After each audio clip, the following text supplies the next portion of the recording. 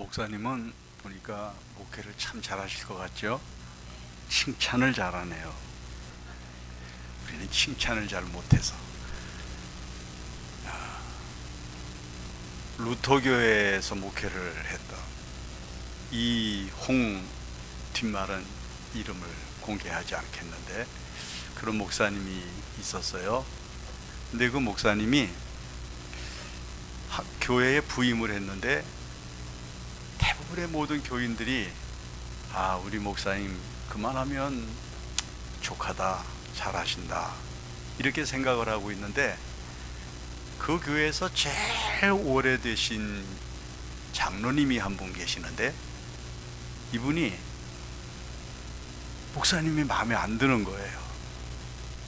다른 사람들이 좋다고 그러면 그냥 틱틱거리고, 예배를 할 때에도 다리를 꼬고 앉거나 팔짱을 끼고 앉거나, 목사님이 설교하시면 펜을 꺼내가지고 주보에다가 뭘 쓰면서 집중을 안 하고 불손하게 이제 그렇게 예배 생활을 하게 됐어요. 근데 어느 날 예배가 끝나고 목사님이 이제 축도를 하시고 나가서 저 뒤에서 나오는 교인들을 한 사람 한 사람 이제 악수를 하면서 인사를 하는데, 다른 사람들은 수고했습니다, 목사님 은혜 많았습니다, 감사합니다 인사를 하고 가는데, 이 장로님은 교인들 중간쯤 껴서 나오시다가 목사님하고 이제 인사를 했어요. 인사를 하면서 손을 꽉 잡았는데 이상하게 그날은 마음에 감정이 격해지고 흥분이 돼서 목사님 손을 꽉 쥐고는 흔들면서 뭐라고 얘기를 했는고 하니, 목사님 오늘은 죽을 쓰셨습니다. 오늘 목사님 설교 죽 썼다고 아주 그냥 공개적으로 이야기를 하는데, 얼마나 흥분이 됐는지 소리가 컸던 거예요. 그 앞에서 나가던 사람들이 이게 무슨 소리야 하고 발걸음을 멈추고 뒤를 돌아보고, 또 안에서 나가던 사람들은 멈추다고서는 이 상황이 어떻게 전개될 것인가를 주시하면서 긴장을 하고 있어요. 그 목사님도 순간 암만 싫어도 공개적으로 이렇게 목사가 설교가 오늘은 죽이었다고 얘기하는 이런 반응에 대해서 어떻게 내가 이야기를 해야 되나 하고선 주여 하고 눈을 감고 주여 하고서 눈을 떴는데 성령이 입술에 답을 주셨어요. 뭐라고 그랬는가 하면, 환자에게는 죽이 필요합니다 그랬다는 거예요. 그러니까 이제 목사님하고 이제 저 장로님 저 싸움이 어떻게 될 것인가 아주 긴장을 하고 보던 교인들이 앞뒤에서 와 하고 웃었어요. 와 하고 웃었어. 그래서 목사님이 그 곤란한 지경을 피해 가시고 그 다음에 목회를 잘 하실 수가 있었다고 그래요. 여러분, 병원에 왜 가요? 내가 환자니까 가죠. 그렇죠? 법원에 왜 가요? 내가 죄가 있거나 심판을 받아야 할 일이 있으니까 가잖아요. 교회 왜 와요? 교회 왜 와요? 대답을 해요. 교회 왜 와요? 내가 죄인이니까 오는 거예요. 그렇죠? 내가 죄인이 아니면 교회 뭐하러 와요? 죄인이니까 은혜 받고 죄와 싸우려고 힘을 얻으려고 오잖아요. 그러니까 여러분들은 죽을 먹어야 마땅한 거예요. 목사님 설교는 매주일 죽이어야 돼요. 여러분들은 그 죽 먹고 건강이 회복이 되셔야 돼요. 옆 사람한테 얘기하십니다. 당신은 환자입니다. 당신은 죽이 필요합니다. 할렐루야. 죽이 필요하신 분들이에요. 이제 죽이 필요한 사람들한테는 뭐가 좋은가, 제가 오늘 이제 이 본문을 통해서 말씀을 드리려고 그래요. 삼손, 그러면 인류의 역사상 가장 힘이 강한 역사로 기록이 되어져 있습니다. 보통 이제 그리스 신화 같은 데서는 가장 힘이 센 사람 그러면 헤라클레스라고 하죠. 근데 어떤 사람이 헤라클레스하고 삼손하고 쌈을 붙여놨더니 누가 이길까요? 예? 아니, 예수 믿는 사람이 정답이 빨리 나와야지. 누가 이길까요? 그렇죠.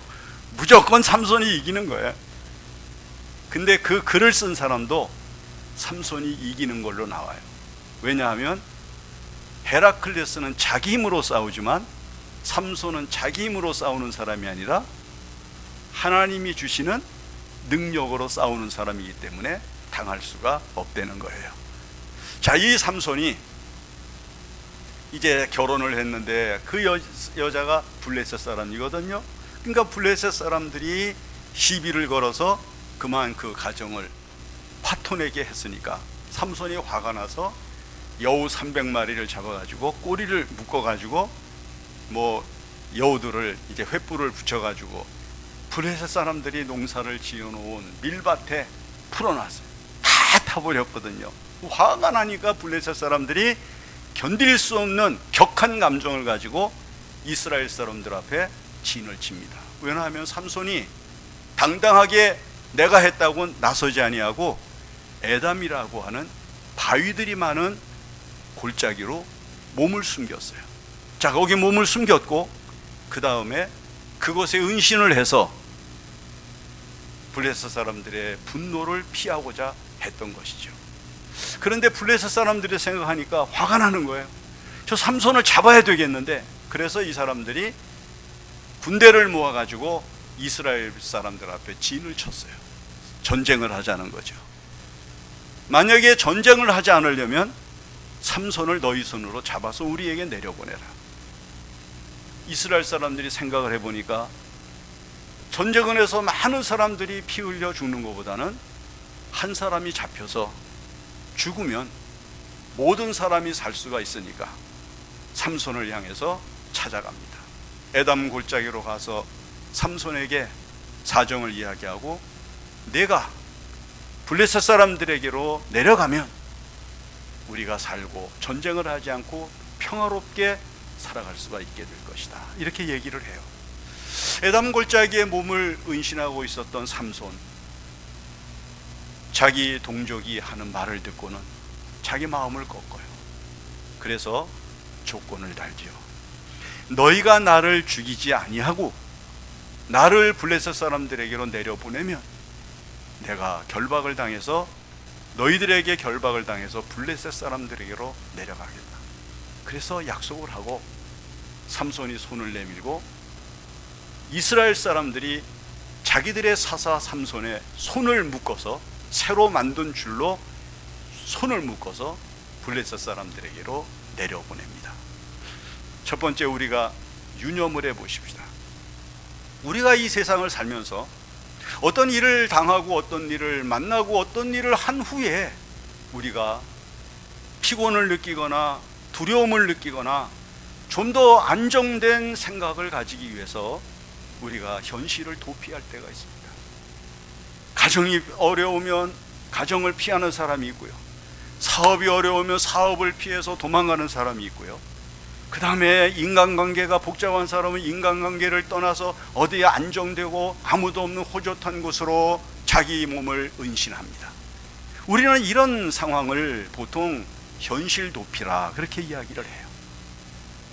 그 복잡하고 힘들고 괴로운 일이 있는 세상에 힘들게 버티고 있는 것보다는 나를 찾아올 사람도 없고 나를 해롭게 할 사람도 없고 나를 힘들게 할 사람도 없는 어떤 안전한 피신처로 도망을 가는 거예요. 이 사실을 우리는 다윗에게서 볼 수가 있잖아요. 다윗이 시편 50편에서 이렇게 하나님 앞에 탄식을 해요. 바세바의 일로 이제야 가정은 분비박산이 됐고 나라는 혼란스러워졌고 자기의 삶은 피폐해져요. 다윗이 어느 날 자기 자신을 생각하면서 한탄을 합니다. 나에게 비둘기같이 날개가 있으면, 나에게 비둘기같이 나의 날개가 있으면 내가 광야 저편으로 날아가서 내가 거기서 좀 편히 쉴 텐데, 뭐가 없어요? 날개가 없어요. 도망갈 수 있는 것이 없다는 거예요. 탄식을 해. 여러분, 우리가 세상을 살면서 그런 거예요. 지금 삼손이 에담 골짜기에 가서 숨어 있습니다. 평안하고 행복할까요? 아니에요. 두려움이 있었을 거예요. 근심이 있었을 거예요. 내가 좀 참을 것, 내가 이렇게까지 하지 말 것, 별 생각을 다 하지 않았겠어요? 결국 자기가 염려하고 우려했던 대로 자기 동족이 자기를 블레셋 사람들에게로 넘겨버리는 극한 상황에 몰리게 되는 현실을 맞이합니다. 여러분, 사람은 이 세상을 살아가면서 자기와 의지하고는 전혀 상관이 없는 상황에 부딪힐 때가 얼마나 많은지 모릅니다. 가고 싶지 않은 곳에 가야 하고, 있어서는 안 되는 곳에 있어야 하고, 먹어서는 안 되는 것을 먹어야 하고, 봐서는 안 되는 것을 봐야 되고요, 해서는 안 되는 것을 해야 될 때가 인간에게는 얼마든지 있는 거예요. 에담 골짜기에 몸을 숨겼지만 마음은 편안치가 않아요. 아마 여러분들도 이 세상을 살면서 아마 이런 상황들을 많이 경험할 거예요. 도망간 곳이 평안한 데가 아니에요. 숨어 있는 곳이 평안한 곳이 아니에요. 자기 몸을 은신하고 있는 것이 평안한 곳이 아니에요. 거기가 결단코 즐겁지 않아요. 또 한 가지, 자기 동족에게 묶였어요. 여러분, 삼손의 힘이 얼마나 강합니까? 아마 이 줄이 강한 줄이라고 할지라도 제 생각 같아서 삼손이 역사를 하면 이거 한번 끊어보려고 발버둥 치면 줄이 끊어지는 일이 있지 않았을까, 이렇게까지 생각을 해볼 정도로 삼손은 힘이 있는 사람이에요. 그런데 자기 백성들과 약속을 했어요. 너희들이 나를 묶어서 블레셋 사람들에게로 내려보내면 내가 블레셋 사람들에게 결박된 채로 내려갈 것이다. 자기 약속이 자기를 묶습니다. 못 끊습니다. 이것을 끊을 수가 없습니다. 결박을 당한 채 블레셋 사람들에게로 내려갑니다. 자, 우리가 우리의 주변에서 생활해가는 많은 사람들과 더불어 느끼는 게 많이 있는데, 우리가 우리 자신을 결박하고 있는 것들로부터 자유롭지 못하게 살아가는 일이 얼마나 많은지 모른다는 거예요. 어떤 사람은 죄의 사슬에 얽매여서 끌려다닙니다. 꼼짝없이 죽음의 길을 갑니다. 어떤 사람들은 사업의 실패 때문에 물질적인 고난에 붙잡혀 가지고 꼼짝없이 끌려다닙니다. 도피하지 못합니다. 피하지 못합니다. 어떻게 인간의 방법으로는 해볼 도리가 없습니다. 안 되거든요. 습관을 끊지 못하는 사람들이 얼마나 많습니까? 여러분, 어떤 분이 쓴 글에 보니까 사람이 담배가 4번째로 끊기가 어려운데, 3번째로 끊기가 어려운 게 술이래요. 3번째 끊기가 어려운 게 도박. 첫 번째 제일 끊기가 어려운 것이 뭐냐면 뭘까요? 마약이라는 거예요.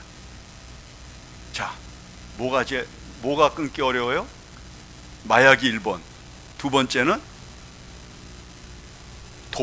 도박하지 마요.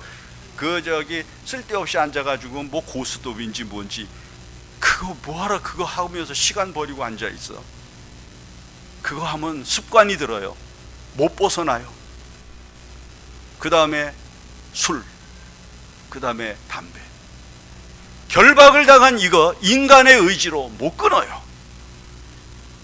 어떤 사람이 내가 성경을 읽으면서 이거 담배를 피우는 거를 이걸 끊어야 되겠는데 하면서 고심을 하다가 자기가 성경에다가 이제 담배를 피우면 담배 한 대를 피울 때마다 볼펜으로다가 하얀 여백에다가 점을 찍어가기 시작을 했대요.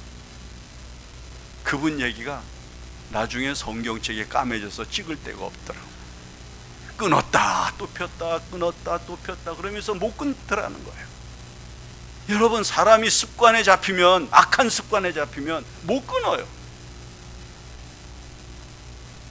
제가 현대 아산병원에 아는 이제 집사님 거기 의사로 계셔서 거기 이제 갈 일이 있어서 한번 가서 이야기를 하는데, 여러분 현대 아산병원에 하루에 오는 환자와 방문객 수가 몇 명 정도 되느냐?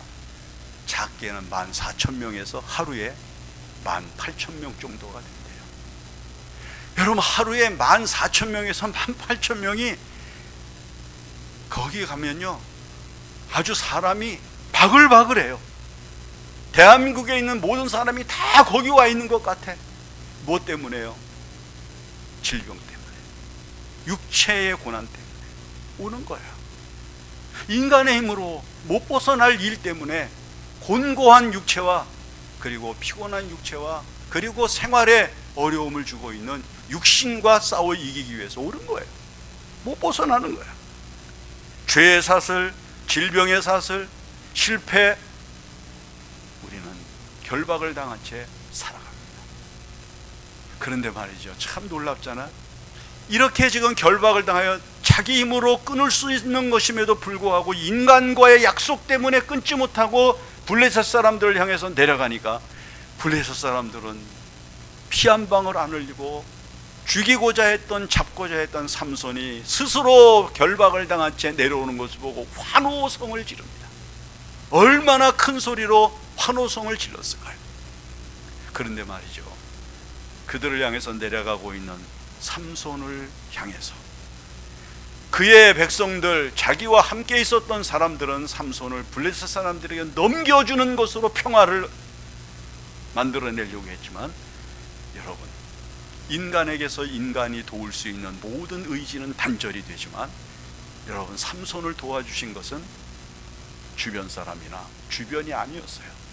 갑자기 하나님의 영이 삼손에게 임하는데, 여기 우리가 읽은 본문에는 갑자기 여호와의 영이 임했다 그렇게 얘기를 했어요. 갑자기라는 말, 이거는 생각하고 있었던 것이나 예측하고 있었던 것이 아니에요.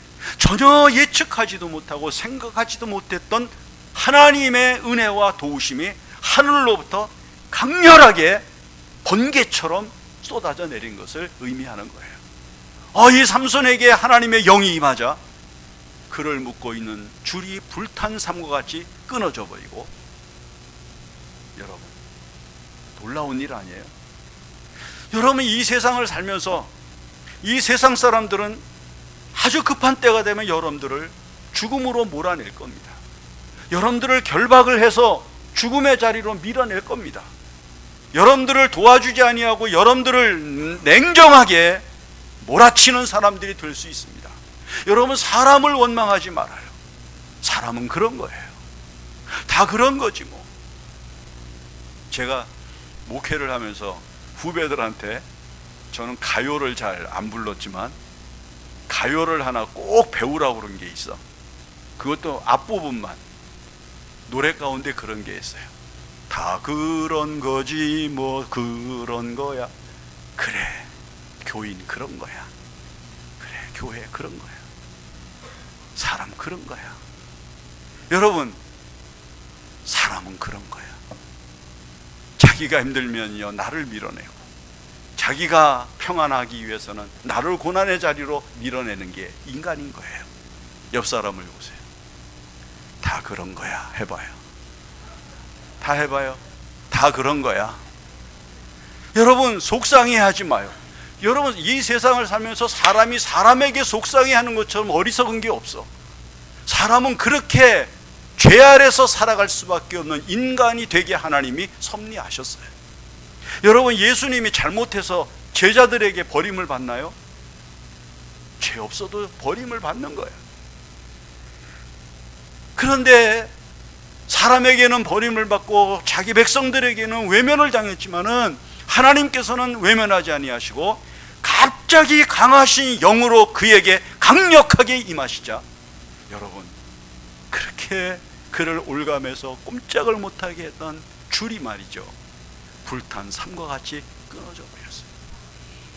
아마 농촌에서 사셨던 분들은 알 거야. 새끼줄을요, 새끼 같은 거 이렇게 이제 다 쓴 거 모아가지고선 거기다 불을 붙이면요 기가 막히게 죄가 그대로 남죠. 봤어요, 못 봤어요? 새끼줄을요 이렇게 똘똘 뭉쳐가지고서는 놓고서는 불을 피우면 말이에요, 불이 다 타고 나면 맨 처음에는요 형태가 그대로 남아있어요. 호흡 불면은 부서지고 손가락으로 톡 치면요 재가 돼서 날아가 버려요. 이게 지금 그 얘기예요. 하나님의 영이 삼손에게 임하시자 강한 하나님의 영이 그에게 놀라운 능력으로 역사하여 임하시자 그 줄이 불탄산과 같이 끊어져 버린 거예요. 자기 힘이 아니에요. 하나님의 능력이에요. 여러분, 그래서 예수님께서 이 사실을 상기시키시면서 하신 말씀이 오직 성령이 너희에게 임하시면 너희가 권능을 받고라고 그랬는데, 이 권능이 성령 안에서 일어나는 하나님의 역사를 말하는 거예요. 지혜가요 성령 안에서 일어나면 자기를 살리고 세상을 살리는 능력이 돼요.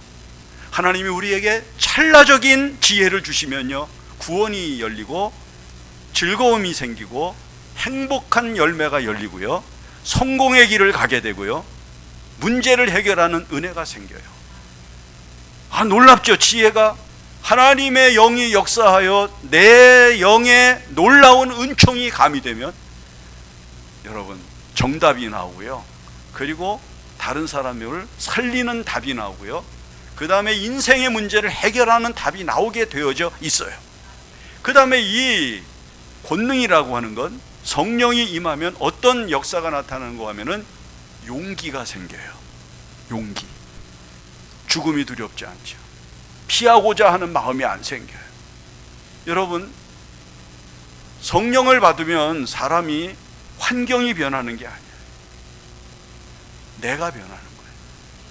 성령이 임하면 내가 예수를 잘 믿고 성령이 충만하게 교회 생활하고 믿음의 생활을 하면요 환경은 더 나빠질 수 있어요. 핍박을 받게 되고요, 그 다음에 교제하던 사람들과 단절이 되고요, 그 다음에 세상의 이익이 깨어지게 되고요, 내가 즐기던 모든 것들이 오히려 즐거운 것이 되지 못함으로 나의 유익이 되지 못할 때가 많이 있어요. 그런데 그런 게 하나도 두려운 것이 아니고 자기 자신의 변화를 일으켜요. 제가 창동교회에서 목회를 할 때 남편이 중국집을 하는데 음식을 이렇게 준비를 그 부인이랑 같이 하고 있으면요 남편이 폭력이 이제 마음속에서 발생하면은 그날 만들어 놓은 음식을 다 바닥에 던지고 그릇을 깨뜨리고, 겨울에는 그 난로 위에 이렇게 물 끓이고 있는 주전자에 뜨거운 물을 막 부인한테 뿌리고 그래요. 이 부인이 남편이 주사를 부리고 폭력을 하기 시작하면은 갈 데가 없으니까 저희 창동교회 와가지고 의자 밑에 숨어. 교회도 안 다닐 때인데. 그래도 교회로 피난하는 걸 어떻게 알았는지 교회로 와가지고서는요 교회 저 밑바닥에 의자 밑에 몸을 웅크리고 남편을 피하고 그랬어요. 근데 그분이 교회를 다니고 나중에 그분이 권사까지 되세요. 남편은 끝까지 변하지 않아서. 그런데요 그분은 여유가 있어요. 두려움이 없어요. 남편한테 당당하게 맞서고, 그리고 현실에 맞서요. 불평하지 않아요. 편안함을 느껴요. 여러분, 이 세상을 살아가면서 하나님의 성령이 강력하게 임해야 되는 이유가 있어요. 그것은 우리가 평안하게 살 수 있는 유일한 은총이기 때문이에요. 성령의 감동만이 우리를 용기 있게 해요. 두렵지 않게 해요. 죽으면 하나님의 나라 가면 되지. 없어? 그럼 굶으면 되지 뭐. 하나님이 금식하면서 기도하라고 하시나 보네. 그리고는 해석을 잘하게 돼요. 하나님의 성령이 우리의 마음에 역사하면 놀라운 용기가 마음속에서 충실하게 일어납니다. 이 성령이 충만하시기를 바라요. 그 다음에 여기서 이야기하는 것은 뭐냐면, 이 권능이라고 하는 말은 초자연적인 능력을 발휘할 수 있는 은사를 얘기를 해요. 예수 이름으로 역사가 일어나요. 성령을 받지 아니하고 하나님의 성령이 강하게 역사하지 아니하면 결단코 은혜가 임할 수 없어요. 교회는 성령을 받지 아니하면 교회다운 교회로 성장하거나 발전하지 못해요. 지금은 돌아가셨지만 옛날에 광성교회 담임하셨던 김창인 목사님이라고 하는 분이 계셨는데, 그분이 해주신 이야기를 저는 평생 잊지 않았어요. 그분이 총각으로 목사 안수를 받고 광성교회에 부임을 했을 때 교인이 한 30여 명쯤 됐대요.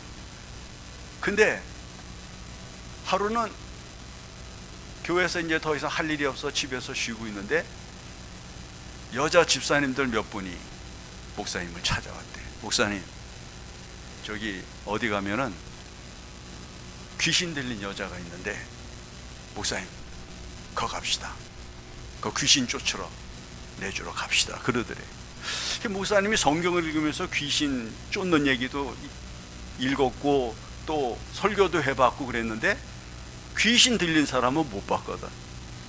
근데 귀신 들린 사람한테 가서 귀신 쫓아내자고 집사님들이 그러는데 진짜 마음이 깨름직하고 이 가면 안 될 것 같다는 생각이 들어서, 아이 그 뭐 목사가 그런 데를 가느냐고 집사님들끼리 가서 쫓고 오라고 그랬더니, 아 그래도 대장 목사님이 가셔야지 우리가 가서 어떡하냐고, 목사님 가야 된다고 하도 목사님을 끌어내려고 그래서 쫓아갔대요.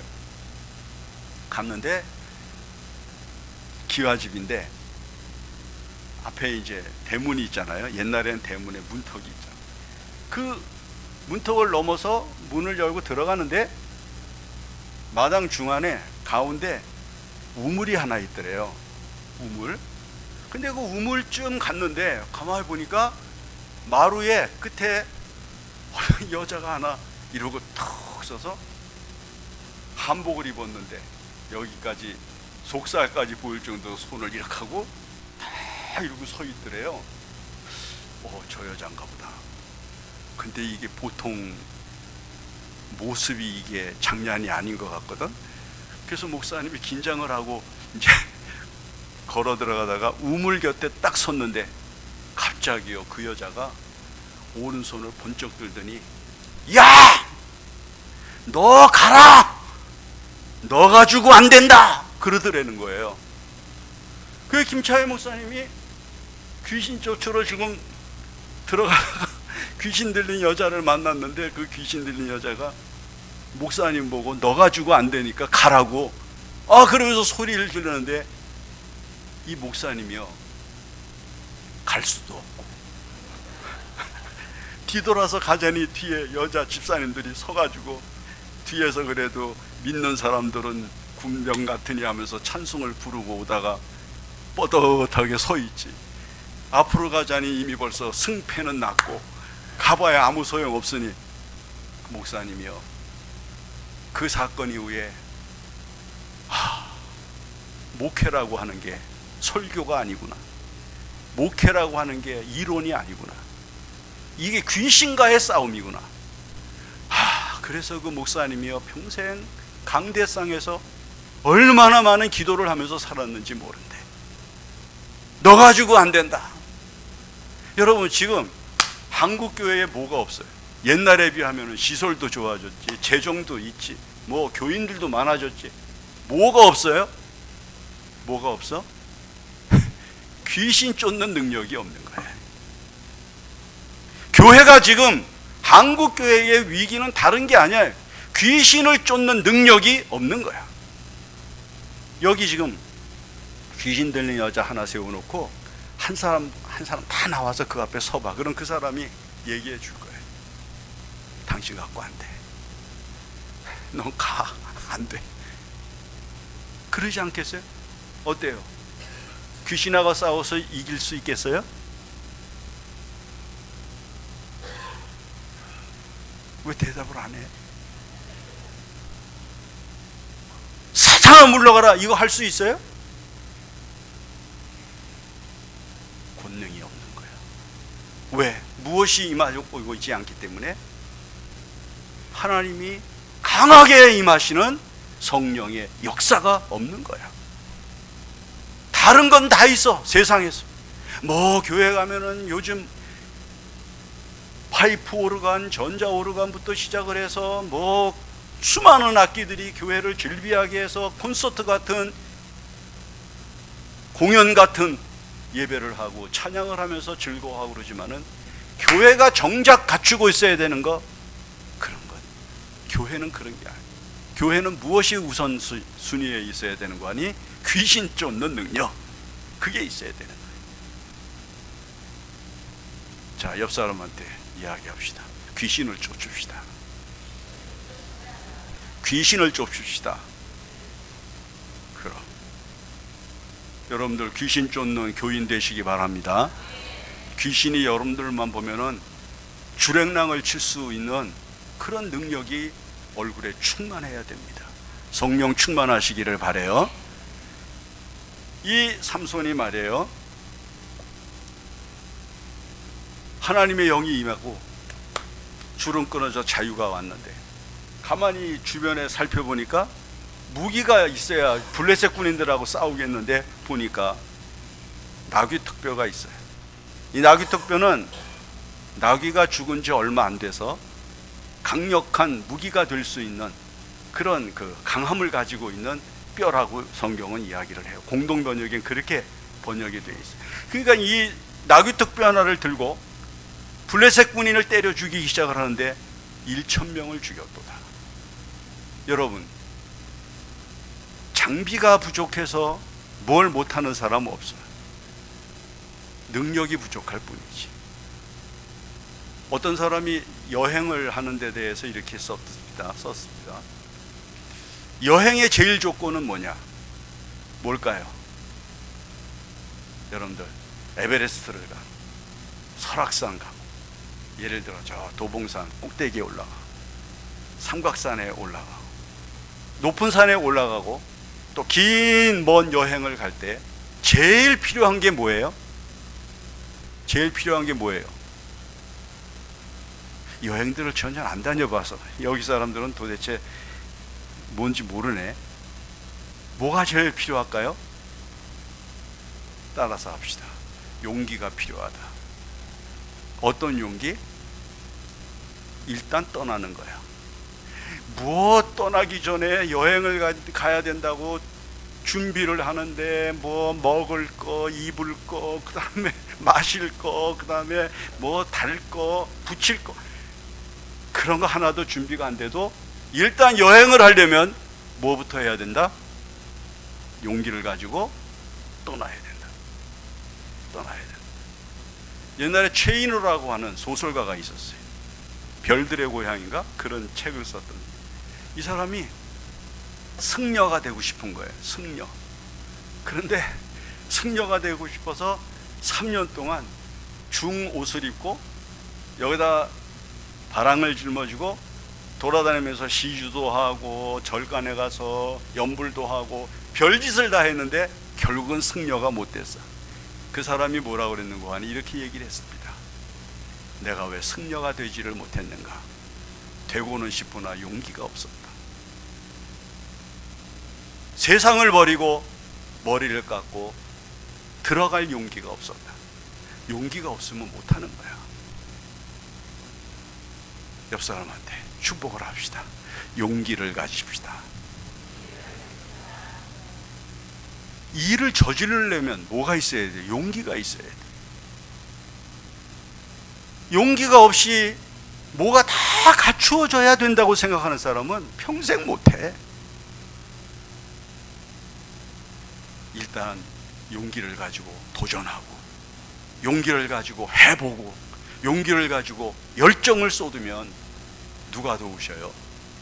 선하신 하나님의 뜻이 이루어지는 영광을 위하여 하나님께서 되게 만들어 주시는 겁니다. 내가 손에 든 것이 부족하고 내가 손에 든 것이 없고 내가 손에 든 것이 약해도 만약 그것이 하나님의 선한 뜻을 이루고 그것이 하나님의 영광을 위해 하는 일이라면 반드시 하나님은 그 보잘것없는 것을 강한 능력이 있는 무기로 삼아주시고 원수를 이기고 승리할 수 있게 만들어 주시는 거예요. 옛날에 조용기 목사님이 간증을 합니다.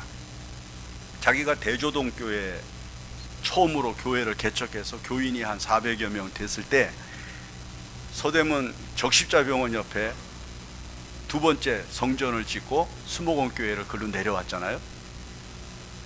어느 날 그 앞을 지나가는데 땅이 빈 거야. 그 적십자병원 옆에 땅이요. 그래서 이거 교회 지어야 돼, 땅. 그래 놓고 생각을 하니까 뭐가 없는 거 아니? 땅을 살 돈이 없는 거예요. 그래서 자기가 그랬대요, 진짜. 주택복권, 그때는 주택복권 당첨금이 1억이었거든. 1등 당첨금. 그래서 주택복권 그걸 한 장을 사가지고 그걸 기도할 때마다 앞에다가 놓고 2조 몇십만 몇몇 이렇게 번호를 외워가면서 하나님 당첨시켜 주실 줄로 믿습니다. 수목원교회 교인들은 또 믿습니다라고 또 안 해. 믿습니다 이러지. 그렇게 기도를 이제 하는데 안 되더래요. 내가 기도가 부족하지. 더 기도를 하라고 하시나 보다. 그래서 또 가서 주택복권을 또 사는데 자기 교인들이 볼까봐 멀리서 주택복권 파는 가게를 이렇게 보다가 주변을 이렇게 살펴서 사람이 지나가면 숨고, 사람이 지나가는 게 안 보이면 얼른 가서 복권을 사가지고 그리고 그걸 가지고 한 주간 동안 기도를 하고 그랬대요. 몇 번을 그렇게 했는데 한 번도 안 되더라는 거예요.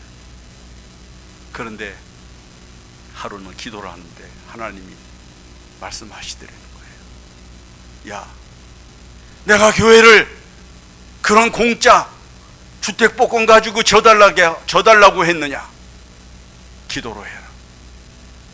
그래서요, 깨달아 알고 그 조용기 목사님이 그 다음부터는 대조동 교회에서 새벽 기도 끝나고 내려오면 그 밑에서 그 빈 땅을 담 타고 끝으로 이렇게 돌면서 손을 들고 기도를 했대요. 하나님, 이 땅 교회를 짓게 주십시오. 뭐 하루도 빼지 아니하고 매일같이 돌았대. 그래서 거기에 두 번째 순복음교회를 지을 수가 있었다는 거예요. 여러분, 방법에 의해서가 아니라 은혜에 의해서 되는 것이 하나님의 섭리입니다. 인간의 수단에 의해서 만들어지는 것이 아니라 하나님의 능력과 은혜가 일이 되게 하시는 거예요. 그러므로 여러분들이 이 세상을 살아가면서 내가 지금 가지고 있는 게 보잘것없고 내가 지금 가지고 있는 게 연약해 보이고 내가 가지고 있는 것이 의미가 없는 것 같아 보여도 하나님께서 은혜를 주시면 영광이 나타나고 그리고 하나님이 원하시는 거룩한 일이 일어나게 되어져 있어요. 이건 성경의 공식이야. 마더 테레사라고 하는 수녀가 있어요. 이 마더 테레사라고 하는 수녀가 고아원을 짓겠다고 그랬어요. 그러니까 사람들이 어떻게 고아원을 짓지? 돈이 있어야 되는데 지을 수 있어요. 몇 월 며칠 날 기공식합니다. 사람들이 모여들었어요. 간단하게 기도를 한 다음에 이제 고아원을 짓기 시작을 하겠습니다. 거기 참석을 했던 신문기자가 마더 테레사에게 물었어요. 수녀님, 고아원을 짓겠다고 선언을 하셨으니까 이제 시작을 하시겠는데 돈은 얼마나 준비가 되어져 있습니까? 그랬더니 마더 테레사가 주머니에서 1센트짜리 동전을 손우에다가 올려놨대요. 그러니까 신문기자가 이게 1센트잖아 웃었어요. 그때 마더 테레사가 이렇게 얘기를 했습니다. 마더 테레사와 1센트는 할 수 없지만 마더 테레사와 하나님이면 됩니다. 놀라운 일을 얘기하는 거예요. 마더 테레사와 1센트짜리는 돈은 송치될 수 없지만 마더 테레사와 하나님이면 됩니다. 그리고 고아원을 멋지게 지은 거예요. 여러분, 이 세상에서 나의 도움이 될 것이라고 생각하는 것들은 때가 되면요 부족해져요. 힘이 없어요. 끊어져요. 단절돼요. 그러나 하나님에게는 끝이 없어요. 하나님에게는 은혜가 계속돼요. 여러분 하나님만 의지하시기 바라요. 반드시 하나님과 합작하세요. 하나님과 연합하세요. 하나님과 하나가 되세요. 반드시 여러분들이 원하는 선한 일이 이루어집니다. 하나님과 마더 테레사면은 됩니다. 이 말씀을 꼭 여러분들이 유념하시기를 바라요. 자, 목이 말라졌어요. 1,000명을 때려 죽이고 나니까 목이 말라요. 삼손이 물을 필요로 하잖아요. 목이 마르면 물을 먹어야 되니까. 그러니까 그가 레이 골짜기를 두루 찾아다니면서 물을 찾아야 되잖아요. 그런데 삼손이 한 것을 보세요. 뭐라고 하는 거 아니? 하나님, 저에게 블레셋 사람들을 싸워 이길 수 있게 하셔서 승리를 하게 하셨지만 결국은 제가 목이 말라 죽게 되었으니 이긴 게 소용이 없게 되지 않았습니까? 제가 이제 블레셋 사람들에게 잡혀 죽은 것이나 목이 말라 죽은 것이나 무슨 다름이 있겠습니까? 바로 삼손의 기도는 그런 것이었어요. 그래서 그는 목마른 것을 참으면서 물을 찾아다니기 위해서 헤맨 것이 아니라 목마름을 느끼는 그 자리에 무릎을 꿇었어요. 그리고 하나님 앞에 기도를 한 거예요. 하나님, 제가 목말라 죽게 되었나이다. 그러면서 부르짖었어요. 그랬더니 하나님이 우묵한 곳을 터뜨리시는데 거기서 물이 솟아나오는 거예요. 그래서 그가 그 물을 먹고 정신이 소생했다 그랬어요. 자, 여러분 보세요. 나는 기도하러 어디 간다는 사람들이 잘 이해가 안 돼. 저는요, 어떤 분이 저한테, 제가 창동교회에서 시무를 할 때 기도원짜리를 산을 주겠다는 거예요. 같이 가자는 거예요. 한번 보러. 그래서 제가 원주에 있는, 원주 쪽으로 가다가 있는 곳에 그 기도원짜리를 주겠다는 데를 가서 보기도 했어요. 근데 제가 거절을 했어요. 난 기도원 안 줍니다. 왜요? 그때는 한참 기도원이 부흥을 일으킬 때야. 80년대니까. 난 기도원 안 합니다. 아니, 교인들이 그렇게 수고하고 그렇게 힘들게 벌은 재물을 하나님 앞에 바쳐서 하나님 앞에 교회를 지었는데 그 교회가 기도의 자리가 아니고 그 기도의 자리를 피해서 다른 데서 기도할 것이라면 그 교회가 무슨 소용이 있겠느냐고. 여러분, 다른 데 기도하러 가지 마요. 여기 여러분들이 목마름을 느끼고 여러분들이 고통을 느끼는 그 문제를 가지고 무릎을 꿇을 곳이 어딘가? 여기야요. 여러분들이 섬기는 이 교회가 기도원이고 여기가 여러분들이 무릎을 꿇을 것이고 여기가 여러분들이 목소리를 터뜨려야 될 것인 거예요. 아니 무슨 기도를 하러, 그 기도 하러 가는 중에 다 끊어지겠어. 여러분, 지금 한국 교회가 전국에 만들어 놓은 기도원이 얼마나 많은데 지금 이게 다 애물단지가 됐어요. 전부 팔려고 내놨는데 팔리지가 않아서 지금 교회들이 쓸데없는 예산만 그거 관리하느라고 지금 아주 애를 먹고 있는 거예요. 여러분, 하나님이 말씀하셨잖아요. 내 집은 어떤 곳이라고요? 만민이 기도하는 곳. 만민이 기도하는 곳. 여러분, 진정으로 믿음의 생활 잘하고 여러분들의 교회 생활을 기쁨으로 충만하게 하려면 기도하러 다니지 마요. 기도할 곳으로 와야 돼요. 무릎을 꿇어요. 그래서 여기다가 방석 한 몇 개 놔두면 괜찮아요. 기도하고 싶으면 여기 와서 무릎 꿇고 기도하면 되니까. 안양에 가면 성결교 신학교가 있어요. 그 성결교 신학교를 처음으로 세운 분이 누군가 하니 김웅조라고 하는 목사님이에요. 독수리 응자를 써가지고 김웅조야. 근데 그분이요, 나이 40에 폐결핵에 걸린 거예요. 여러분들 옛날에 우리나라 사람들이 제일 많이 죽은 병 중에 하나잖아요. 젊었을 때 폐결핵으로 많이 죽었어요. 근데 그 목사님이 폐결핵이 걸렸어요. 각혈을 해요. 주일날 교인들한테 설교를 해야 돼. 예배를 인도하고 설교를 해야 되는데 기침을 하면 피가 나오는 거예요. 그래서 이 기침이 시작이 되면은 이 가슴을 손으로 이렇게 눌러서 압박을 해야 되겠는데 예배 중에 할 수가 없잖아. 그러니까 가슴을 압박하기 위해서 강대상을 몸을 숙이면서 이걸 당겨서 강대상에다가 자기 가슴을 압박하면서 설교를 했어요. 그래도 이제 폐결핵이 심해지니까 이 목사님이 각혈을 할 때마다, 기침을 할 때마다 피가 나오고 그러는데, 어떤 때는 설교를 하다가도 목사님이 기침을 하면서 피가 나오고, 교인들이 목사님 설교하는 것 보다가 목사님이 기침을 하면 고개를 숙여. 딱하잖아, 불쌍하잖아. 근데 어떻게 할 수는 없고, 이 김웅조 목사님이 어느 날 사모님한테 얘기를 합니다. 부인, 내가 이제는 무슨 결판을 내지 않으면 안 될 것입니다.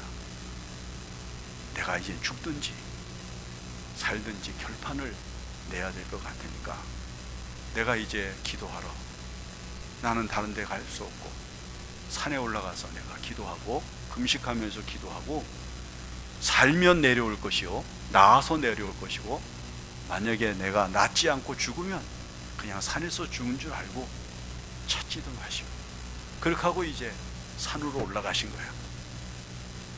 커다란 반석이, 큰 바위가 있는데, 넓적한 바위가 있는데, 목사님이 거기 가셔서 밤새워 4일을 기도를 하셨어요.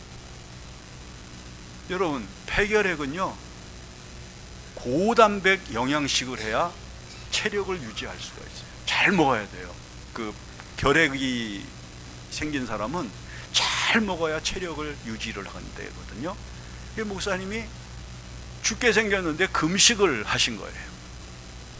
사흘째 이슬을 맞으면서 밤을 새우면서 4일째 기도를 하시는데, 사흘째 되는 날 기도를 한 밤 2시경쯤 됐을까 기도를 하고 계시는데, 갑자기 말이에요, 놀랍게 한참 기도에 몰입을 하고 있는데, 당신이 앉아서 기도하는 자리가, 바위가 가운데가 쭉 소리가 나더니 벌어지는 거야.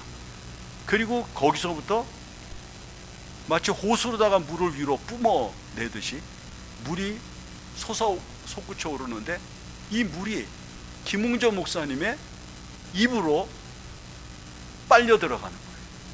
목사님이 그걸 안 마시려고 발버둥을 쳐도 입을 다물 수가 없고, 물이 따라오듯이 입 안으로 들어오는데, 얼마나 그 물을 많이 마셨는지요, 정신이 없을 정도로 물을 마셨다고 해요.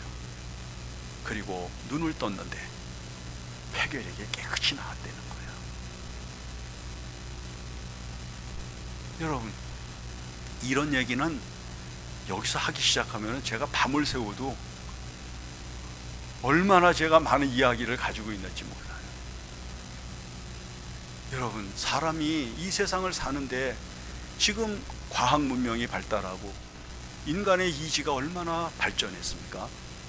그렇지만은 여전히 죽는 사람은 우리 곁에서 수없이 일어나, 인간이 피할 수 없는 고통은 도저히 피할 수 없는 환경과 맞물려서 우리를 힘들게 하고 있지 않습니까?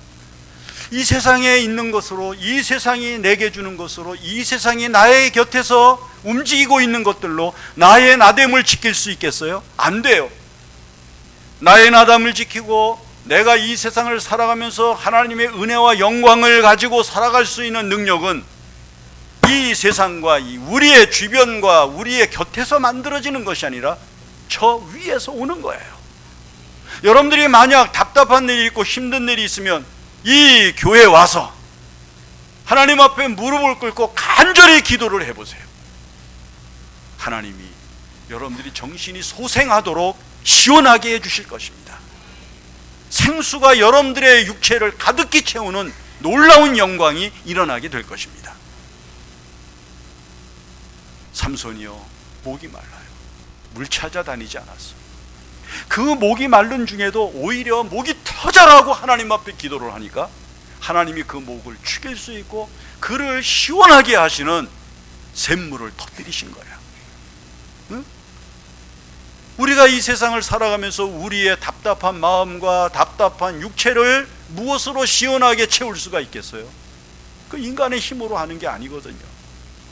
하나님 앞에 기도해 은혜를 받으면요 시원해져요. 답답한 마음이 시원함을 얻어요. 피곤한 마음이 새 힘을 얻어요. 그래서 삼손이 정신이 소생해서 20년 동안 사사의 생활을 할 수 있었다, 결론을 내려주잖아요. 여러분, 삼손이 땅에서 사람들로부터는 배척을 당하고 자기 동족으로부터는 버림을 받았지만 하나님은 버리지 않고 그를 하나님이 은혜롭게 역사하시는 거룩한 증거로 삼으신 거예요. 여러분들이 하나님이 거룩한 증거로 삼을 수 있는 은혜를 받는 사람이 돼야 되는 거예요. 하나님의 은혜가 도대체 은혜라고 하는 말이 뭘까? 이렇게 이제 물어봐요. 자, 은혜가 뭐예요? 은혜, 값없이 주시는 하나님의 선물, 우리 이렇게 설명하죠. 그러니까 은혜라고 하는 건 뭔가 이유가 있어. 그렇죠? 여러분들이 하나님이 은혜를 주셨구나 하고서는 감사헌금을 해. 결혼했습니다, 아들을 낳았습니다, 딸을 낳았습니다, 승진했습니다, 취직했습니다, 졸업했습니다, 대학교 들어갔습니다. 응? 다 이유가 있잖아요. 그 이유가, 은혜는 반드시 이유를 가지고 있어요. 그런데 카릴티라고 하는 사람이 이 은혜라고 하는 말을 이렇게 설명을 했어요. 초현세적인 환희. 무슨 말인가 하면 이유 없는 즐거움. 여러분, 가만히 생각을 해봐. 지금까지 살아오면서 좋은 일이 많았어요? 힘든 일이 많았어요? 예? 망에 기쁘고 즐거워서 웃음이 빵빵 터지고 그 다음에 그냥 만면의 미소가 잔잔하게 흐르고, 여러분 그런 날이 많았어요? 아니면 인상 쓰고 그냥 얼굴 굳어지고 그 다음에 사나워지고 화나고, 어느 쪽이 더 많아요? 화나는 날, 힘든 날, 괴로운 날이 더 많았을 거예요. 인생은 말이에요, 좋은 일만 막 있다가 어쩌다가 한번 괴롭고 힘든 일이 있는 게 아니라 괴롭고 슬프고 억울하고 속상하고 분하고 그런 날이 계속되다가 어느 날 한번 좋은 일이 있어서 한복 한번 갈아입는 거야. 힘들고 괴롭고 억울하고 속상하고 그냥 민망하고 창피하고 부끄럽고 이런 일 당하다가 어느 날 또 한번 좋은 일이 있어서 기분 좋아서 커피도 마시고 고기 먹으러 외식도 나가고 그러는 거지. 매일 좋은 거 먹으러 외식 찾아다니고 그러나요? 안 그래. 인간은요, 고난이 더 많아. 욥이 말합니다. 인간은 고난을 위하여 났나니 불티가 위로 나름 같으니라. 인간은 뭘 위해서 났어요? 고난을 위해서 난 거예요. 그러니까 고난을 당하는 게 당연한 거예요. 옆 사람한테 이야기하세요. 당신의 고난은 당연합니다. 당신의 괴로움은 당연합니다. 여러분들은 그 고난과 괴로움을 받기 위해서 태어난 거예요. 욥이 그랬어요. 내가 한 말 아니에요. 성경이 한 말이니까. 그래서요, 매일 힘들고 괴롭고 억울하고 속상하고 분하고 슬프고 막 그런 일을 겪다가 어느 날 기분 좋게 해주는 거야. 그런 일이 생겨서 한번 웃고 그 다음에 또 새 힘을 얻고 그 다음에 또 반복되고 그러죠. 카릴트가 그걸 초현세적인 환희라 표현을 하면서 은혜는 이유가 없는 즐거움이 마음을 흘러내리는 것이다, 이렇게 얘기를 했어요. 좋은 일도 없는데 괜히 즐거운 거야. 누가 나를 칭찬해 준 것도 없는데 그냥 얼굴에 미소가 있는 거예요. 어떤 사건이 생겨서 내게 필요로 했던 것들이 생긴 것도 없는데도 그냥 괜히 기분이 좋은 거예요. 생각하면 생각할수록 기분이 좋고, 생각하면 생각할수록 행복하고, 생각하면 생각할수록 감사하고, 이 마음이 계속 흘러나가는 것이 은혜다. 그러면 이 마음이 흐르지 아니하면 뭐가 없는 거예요? 지금 은혜롭지 못한 거예요. 생각하면, 남편 생각하면 속상하지, 자식 생각하면 분하지, 형제를 생각하면 억울하지, 뭐 누구를 생각하면 화가 나지. 지금 그러면 여러분들 은혜 생활 못합니다. 여러분, 항상 은혜가 정말 시냇물처럼 흐르기를 바라요. 여러분, 이 짧고 힘들고 어지러운 세상을 살아가면서 하나님께서 우리에게 주시는 이 은혜, 여러분, 이것이 가장 행복한 거예요. 뭐가 되든지 안 되든지가 아니라 항상 마음속에는 이러하든지 저러하든지 행복이 마음속에 잔잔한 시냇물처럼 피어오르고 얼굴에 미소를 띄우게 만들어주는 그런 감사한 일상, 바로 그것이 우리가 이 세상을 살아가면서 얻게 되는 거예요. 근데 그것은 이 세상에서 얻는 게 아니라는 거예요. 삼손은 그것을 하늘로부터 얻었어요. 결박을 당했을 때에는 자기 힘으로 끊지 못했지만 하나님이 강하게 역사하셔서 끊게 하셨고, 목말라 죽게 되었을 때에는 그 자리에 그냥 무릎 꿇고 하나님, 목말라 죽게 되었습니다 소리를 지르니까 하나님이 땅을 터치셔서 물이 솟아나게 하심으로 그의 정신이 소송했다, 정신이 나게 했다, 그 말이에요. 그래서 사사생활 20년을 계속해서 나갈 수 있었다고 성경은 결론을 내려줍니다. 오늘 여러분들에게 이 하나님의 성령이 강하게 임하시고, 여러분 이 자리가 기도의 자리가 돼서 여러분들 인생을 시원하게 하시는 하나님의 은혜가 충만하게 임하시기를 바랍니다. 한 가지만 더 하십시다. 옆 사람한테 이야기하세요. 귀신을 쫓읍시다.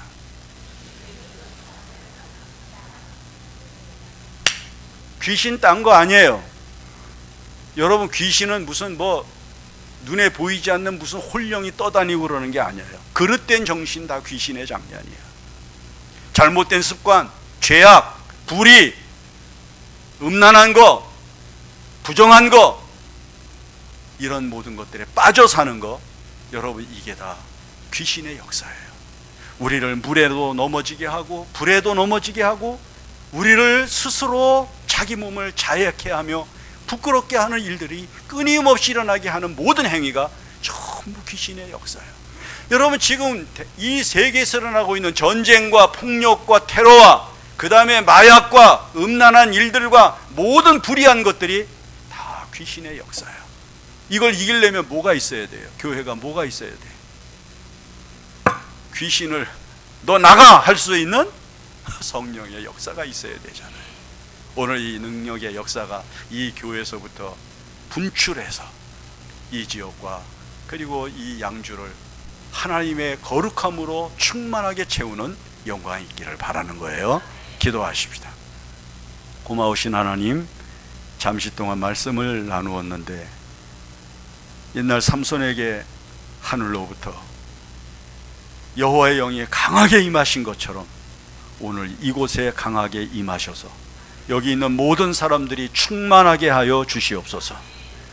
목마를 때 삼손이 하나님 앞에 간절히 부르짖어 기도함으로 샘물을 얻은 것처럼 오늘 이곳에서 기도하면서 여기 있는 모든 사람들이 정신이 소송하고 새 힘을 얻는 은혜의 자리가 되게 하여 주시옵소서. 예수님의 이름으로 기도합니다. 아멘.